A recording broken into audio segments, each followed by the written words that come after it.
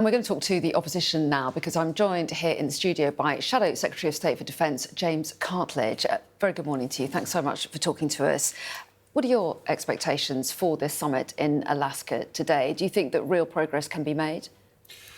Obviously, we'll find out later. I think the key thing is, we've had meetings already and the war's still going on.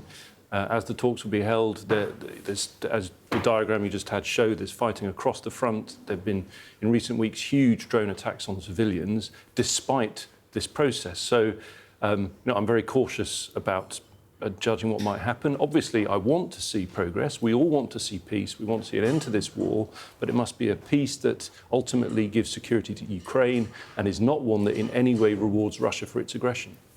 And what about the process? President Putin is going to be welcomed onto US soil today. He's going to have one-to-one talks with the American president. I mean, some people say that looks like he's been rewarded after having invaded Ukraine. What do you think about that? I can see why people make that point. I think it's obviously up to the president how he conducts this. He clearly, he has a very strong mandate, President Trump. He said to the people of the US, I will bring you peace. It's his absolute priority. He thinks this is a way to help achieve that, and he has his particular way of negotiating, doesn't he?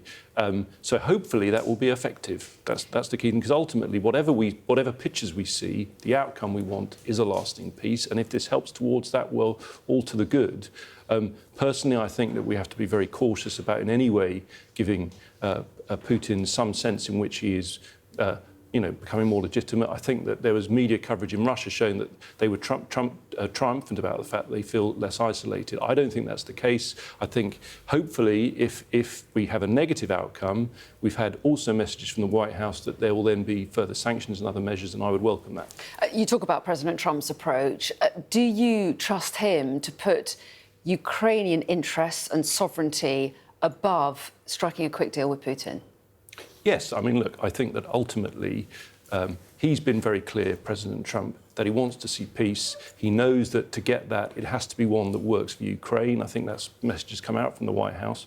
Of course, it's always been the case with President Trump. It's part of his style, and I'm not being critical, but he sends these messages in advance of any negotiation because he wants to put pressure on to get a deal. That's his way of doing business, and I respect that.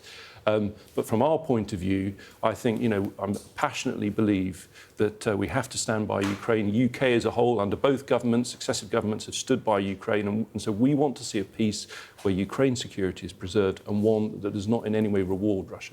If President Putin did agree to a ceasefire, would you trust him to stick to it? That's a very good question. I think the big question in all this is the extent to which we can trust President Putin. I mean, you may recall many years ago they signed the Budapest Memorandum and they've not respected that. I think that this would be the concern for many of us in the West. It should be anyway, that even if there were some kind of halt in the fighting, what if they continue to rearm Russia? What if they continue to prepare for a new offensive? So we've got to be very, very guarded and cautious. And, my view is we want to see a peace where there's proper and meaningful security for Ukraine, not some sort of freeze in the war for the sake of it. Well, yes, and talk us through how you see that looking. What role should the UK provide when it comes to security guarantees? How far should the UK go, do you think? Very difficult to say when the war is still going on as we speak and when we've had continuous talks and it has carried on regardless, quite frankly, with no meaningful ceasefire. I know there have been prisoner swaps and so on, but there's been no let-up in the fighting, so I think it's very premature to talk about that. Of course, we had a situation where the Prime Minister was talking about this coalition of the willing and sending a force out to Ukraine, and I discussed that in the chamber with John Healey, the Secretary of State for Defence. We asked questions of him of what the detail was. So it's very hard to know. Would you back UK troops going into Ukraine? Just to be clear, in principle, we have been, shoulder to shoulder with the government in supporting Ukraine as they were with us, to be fair, when they were in opposition and we were in government.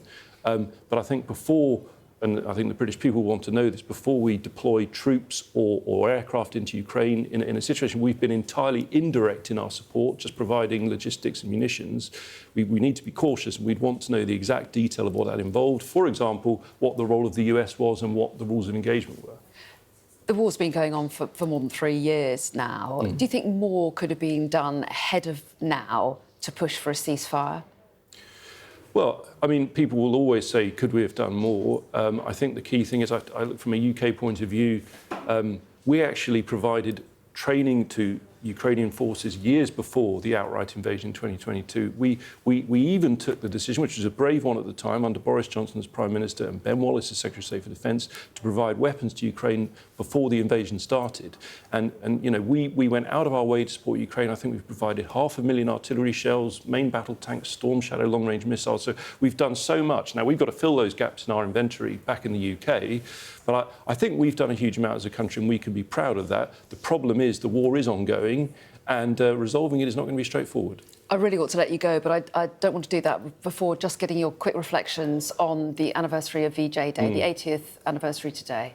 I think it's so important. You know, above all, as many I think have said, we are, you know, losing our living link, as it were, to those who served. There are going to be veterans, of course, at the service this afternoon, and ultimately this is about remembering them and honoured all those who paid the ultimate sacrifice. It was a terrible war in the Far East, but going to our earlier conversation, also always remembering the lessons of that war, which is to stand up to tyrants and stand up for freedom and democracy.